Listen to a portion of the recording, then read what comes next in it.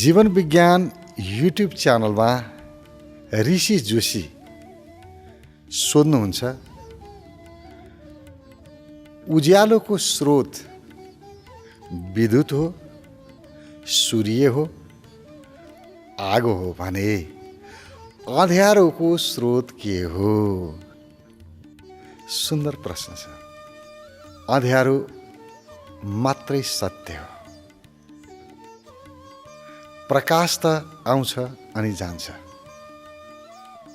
प्रकाश अस्थायी हो, स्थायी त अन्धकार हो। अन्धकारको स्रोत हुँदैन,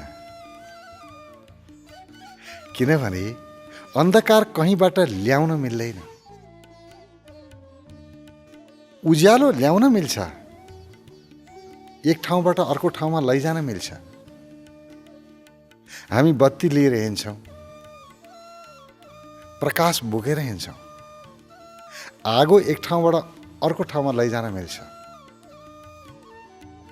सूर्य पनि एक ठाउँबाट अर्को ठाउँमा हिँडिरहेको हुन्छ, अथवा सूर्यको पनि गति छ,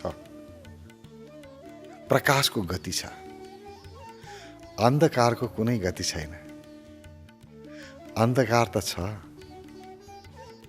अन्धकार मात्रै सत्य हो। र जे पनि छ अन्धकारमै छ। अन्धकारमा जीवन छ। कुनै पनि जीवको विकास हुन्छ अन्धकारमै हुन्छ। गर्भ अँध्यारोमै विकसित हुन्छ। जमिनमा बीज उम्रिन्छ, उसको जरा अन्धकारमै हुन्छ। अन्धकारबाट जीवन उत्पन्न हुन्छ। हामी अन्धकारसँग डराउँछौँ। त्यसकारणले हामीलाई अन्धकार राम्रो लाग्दैन, किनभने अन्धकारमा एक्लो भएको अनुभव हुन्छ। उज्यालोमा सबै कुरा देखिन्छ नि। उज्यालोमा भय हुँदैन, डर हुँदैन। सबै वस्तुहरू स्पष्ट छ। अन्धकारमा त्यो स्पष्टता हुँदैन, केही पनि हुँदैन। जहाँ खाली हुन्छ, केही हुँदैन, मनले कल्पना गर्ने मौका पाउँछ। र मनमा नाना थरी कल्पनाहरू सिर्जना हुन्छ। र हामी बाहिरको वस्तुसँग डराएका होइनौँ, आफ्नै कल्पनासँग डराउँछौँ। त्यसकारण हामीलाई अन्धकार भयपूर्ण लाग्छ। आखिर अँध्यारो भएको कारणले, अथवा अँध्यारो भए होइन, डर होइन अँध्यारो। अँध्यारोको कारणले हाम्रा मनमा उब्जिने नाना थरी आशंकाहरू चाहिँ डर हो। त्यही कारणले हामी अँध्यारोसँग तर्सिन्छौँ। अँध्यारो हामीलाई मन पर्दैन, हामी उज्यालोको खोजीमा छौँ। त्यो भएर प्रकाश नै सबै कुरा हो भन्ने हामीलाई लाग्छ। प्रकाश नै जीवन हो भन्ने लाग्छ। तर प्रकाश मात्रै जीवन होइन, जीवन अन्धकार पनि हो। दिन मात्रै जीवन होइन, जीवन रात पनि हो। साँचो अर्थमा भन्ने हो भने दिनमा भन्दा पनि रातमा अझ जीवन विकसित हुन्छ। रातमा विश्राम पाइन्छ। रातमा आउने ऊर्जाले नै दिनभरि काम गर्न सहज हुन्छ। उज्यालोमा त ऊर्जा खर्च हुन्छ। ऊर्जाको कमाइ त रातमै हुन्छ।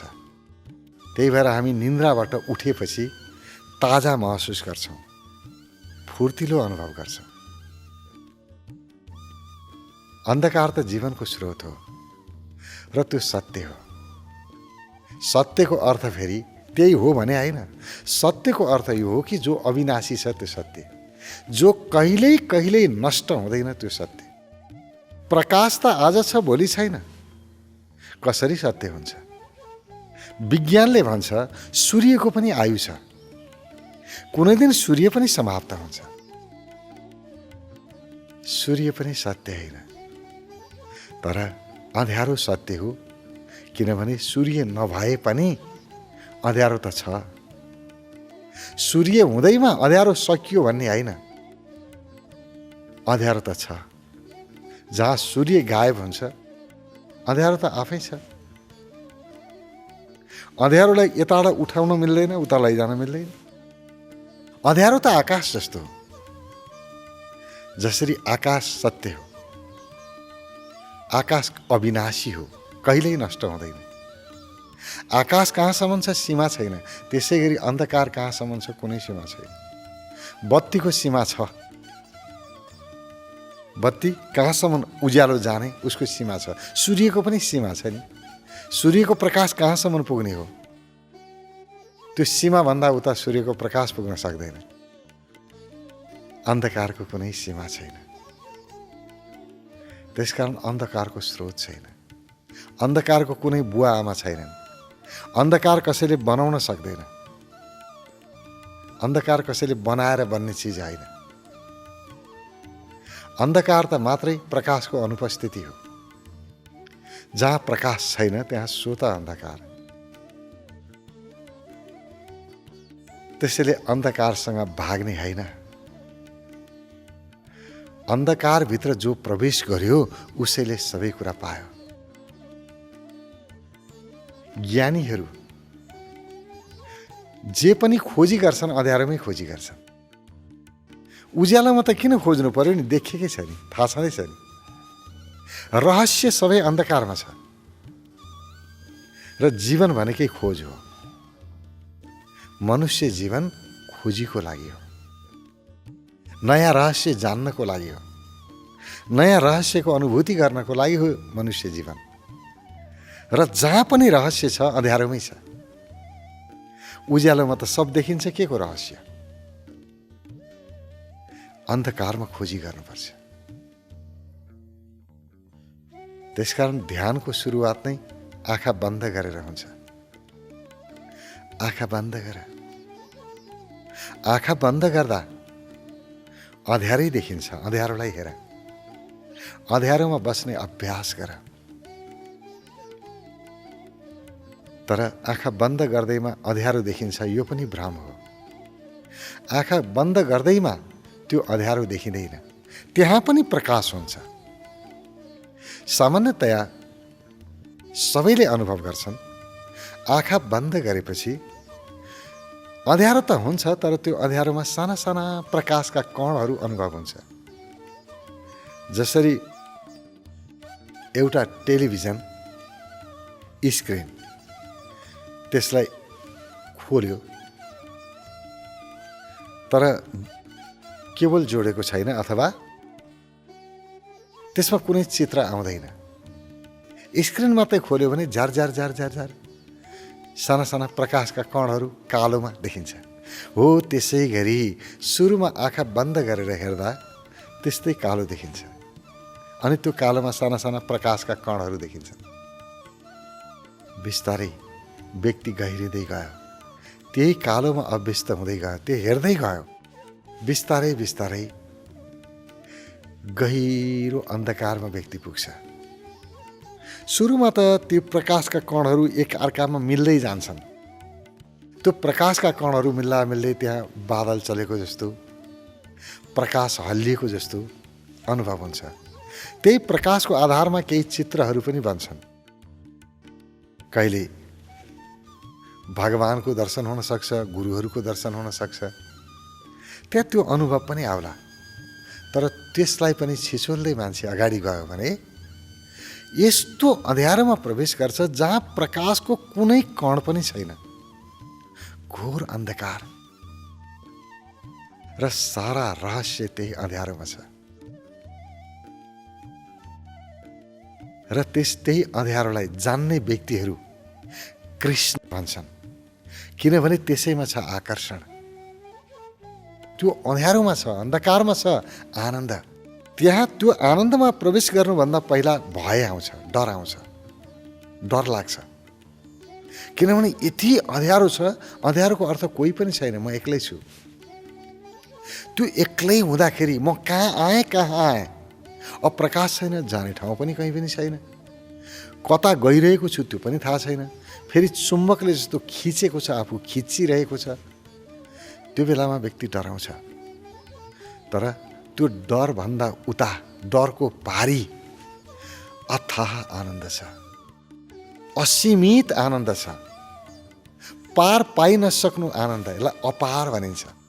अपार आनन्द छ जसको पारी नै छैन, जसको कुनै सीमा नै छैन। जसरी अँध्यारोको सीमा छैन, त्यसै गरी आनन्दको पनि सीमा छैन। जब व्यक्ति त्यो आनन्दमा प्रवेश गर्छ, चुम्बकले खिच्या जस्तो खिचेर भित्र लिन्छ, अँध्यारोले खिचिदिन्छ। तर त्यो अँध्यारो कहाँ अँध्यारो हो र? जसरी कोइलाभित्र हिरा लुकेको हुन्छ, त्यसै गरी त्यो अन्धकारभित्र महाप्रकाश लुकेको हुन्छ। त्यहाँभित्र प्रवेश गरेपछि, त्यो डरभन्दा अगाडि गएपछि त्यो प्रकाशको अनुभव हुन्छ। जसलाई ऋषिहरू भन्छन्, जसले त्यो अनुभव गरे, उनीहरूको अनुभव छ कि यति धेरै प्रकाश कि अहिलेको जस्तो एउटा सूर्य उदाएको जति प्रकाश होइन। हजारौं सूर्य एकै पटक 1000 सूर्य उदाइदिए भने कति धेरै प्रकाश हुन्छ होला। एउटा प्रकाशमा त हामी अलिकति अँध्यारोबाट बाहिर जाँदाखेरि आँखा तिरबिराउँछ। एउटा सूर्यको प्रकाशले त 1000 सूर्य एकै पटक उदायो भने कति धेरै प्रकाश होला। हो, त्यति नै धेरै प्रकाश। तर त्यो प्रकाशको कुनै स्रोत छैन। यहाँ त हामीले अहिले जे देखिरहेका छौँ त्यो प्रकाशको स्रोत छ। सूर्य स्रोत हो, आगो स्रोत हो, विद्युत स्रोत हो। स्रोतबाट प्रकाश आएको छ। तर त्यहाँभित्र कुनै स्रोत हुँदैन, मात्रै प्रकाश हुन्छ। र गहिरिएर हेर्ने हो भने त्यो प्रकाशको स्रोत नै अन्धकार हो। अन्धकारबाटै जन्मिन्छ। त्यो अनुभूति हुन्छ। र जब व्यक्ति त्यो अनुभूतिमा पुग्छ, अब आनन्दको यस्तो क्षेत्रमा जान्छ कि उसको अगाडि कुनै भय रहँदैन, अभयमा उपलब्ध हुन्छ, भयरहित अवस्था हुन्छ। अब यहाँ गएर यात्रा समाप्त हुने होइन, यहाँ गएर यात्रा चाहिँ सुरु हुन्छ। त्यहाँ गएपछि व्यक्ति केही गर्न सक्ने, किनभने त्यहाँ पुगेपछि मन रहँदैन, अनुभूति रहन्छ, मन रहँदैन। र मन रहुन्जेलसम्म व्यक्ति त्यहाँ नै पुग्दैन। डराउने मन हो नि, डरभन्दा पारी नगइकन त्यो परम प्रकाशको अनुभव गर्न सकिँदैन। त्यो स्रोतविहीन प्रकाश, त्यो प्रकाश कहाँबाट आयो थाहा छैन, कहिले समाप्त हुन्छ थाहा छैन। जसरी अन्धकारको सीमा छैन, असीमित छ र अन्धकार आफै छ, अन्धकारको स्रोत छैन, त्यसै गरी त्यो प्रकाशको पनि स्रोत छैन, त्यो प्रकाश पनि असीमित छ। र सारा ध्यानी व्यक्तिहरू यही प्रकाशको खोजीमा छन्।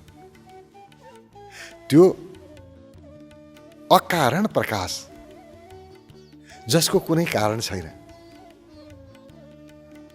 जसको उत्पन्न हुने कुनै उपाय नै छैन र पनि छ, त्यो प्रकाशको खोजीमा छन् सबै। र त्यो प्रकाशको खोजीमा पुग्नको लागि डरबाट मुक्त हुनुपर्छ, भयमुक्त हुनुपर्छ। र भयमुक्त हुनु भनेको मनमुक्त हुनु हो, किनभने डराउने मन हो। जहाँ मनभन्दा पारी पुग्यो व्यक्ति, भय समाप्त भयो। त्यो भयको सीमालाई, डरको सीमालाई अतिक्रमण नगरिकन त्यो परम प्रकाशको अनुभव हुँदैन। जहाँसम्म डर छ त्यहाँसम्म ऊ छैन। डरको अगाडि, डरको पारी, डरको पारीको अर्थ मनको पारी, किनभने डराउने मन हो। जहाँसम्म मन छ त्यहाँसम्म डर छ, जहाँ मन सकियो डर पनि सकियो। अनि मात्रै त्यो परम प्रकाशको अनुभव हुन्छ। त्यतिखेर यो प्रश्न उब्जिँदैन कि अँध्यारोको स्रोत के हो, किनभने त्यहाँ त उज्यालोको पनि स्रोत हुँदैन। न उज्यालोको स्रोत छ, न अँध्यारोको स्रोत छ। त्यहाँ त अँध्यारो नै उज्यालो बन्यो, अँध्यारो स्वयं उज्यालो बन्यो। त्यो श्यामल रङ, त्यो श्याम वर्ण, त्यो कालो, त्यो अन्धकार आफै प्रकाशमा रूपान्तरित भयो। जहाँ अँध्यारो नै प्रकाश भन्यो त्यहाँ अँध्यारोको उपस्थिति हुने, अस्तित्व हुने प्रश्नै आएन। एउटै मात्रै भयो। त्यसैलाई ऋषिहरूले अद्वैत भने। जहाँ दुईटा छैन, एकातिर अँध्यारो एकातिर उज्यालो छँदै छैन। हाम्रो दुनियाँमा, मनको दुनियाँमा यतापट्टि आएपछि अँध्यारो फरक हो, उज्यालो फरक हो। तर त्यहाँ अँध्यारो र उज्यालो फरक रहेन। अँध्यारो नै उज्यालो बन्यो, आफै रूपान्तरण भयो, द्वैत भएन। त्यहाँ जति अन्धकार खोजे पनि पाइँदैन अब, किनभने त्यो असीमित प्रकाश, सीमाहीन प्रकाशले सर्वत्र ढाक्यो। त्यहाँ पुगेपछि यो प्रश्न रहँदैन। जबसम्म हामी मनको दुनियाँमा छौँ तबसम्म यो प्रश्न रहि नै रहन्छ कि उज्यालोको स्रोत छ भने अँध्यारोको पनि त स्रोत होला। अँध्यारोको स्रोत छैन। अँध्यारोको स्रोत त कहीँ पनि छैन। अँध्यारो त आफै छ। साधना नगरिकन यसको उत्तर आउँदैन। बुद्धिको तहमा, विचारको तहमा यो बुझाउनै सकिँदैन। अनुभूतिको तहमा सम्भव छ। यो रहस्यलाई जान्न सकिन्छ। जान्नेहरूले जाने नि त। अरूले जाने भनेपछि हामी जान्न सक्दैनौँ र। किनभने ईश्वरले प्रत्येक व्यक्तिलाई क्षमता दिएर पठाएको छ। सम्भावना सबैमा छ। त्यो सत्यलाई जान्न सक्ने सम्भावना नभएको त मानिस नै छैन। मानिस हुनु भनेकै त्यो सम्भावना लिएर जन्मिनु हो।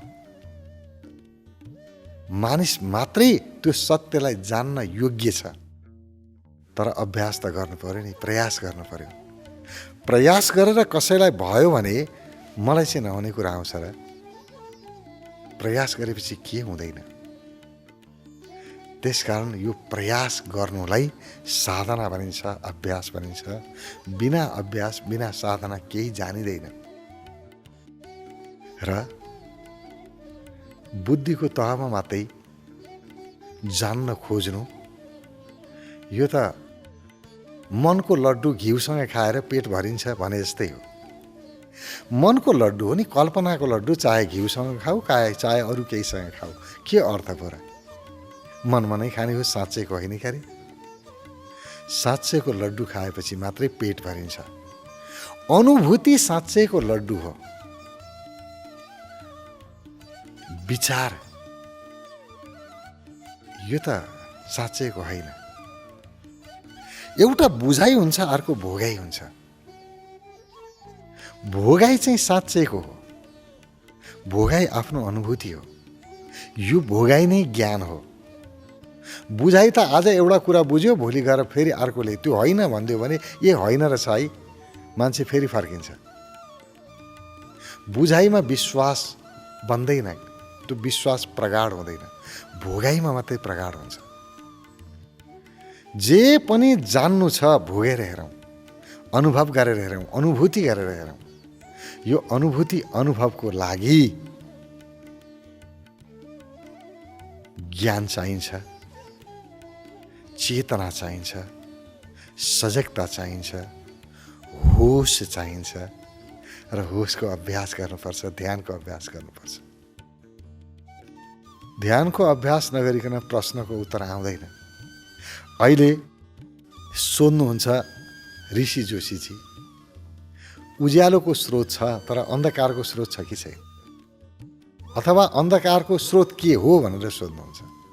यो प्रश्नको उत्तर मैले भनेर यहाँले कति बुझ्नुभयो बुझ्नु भएन त्यो आफ्नो ठाउँमा छ। तर त्यो बुझाइ त्यति अर्थपूर्ण छैन जति भोगेर आफै जानिन्छ। उज्यालो के हो, अँध्यारो के हो, जीवन के हो, मृत्यु के हो, यो आफैभित्र प्रवेश नगरिकन, आफैलाई नपढिकन, आत्मज्ञान आत्मबोध नभइकन जवाफ आउँदैन। यसको प्रश्न, यो प्रश्नको उत्तर आउँदैन।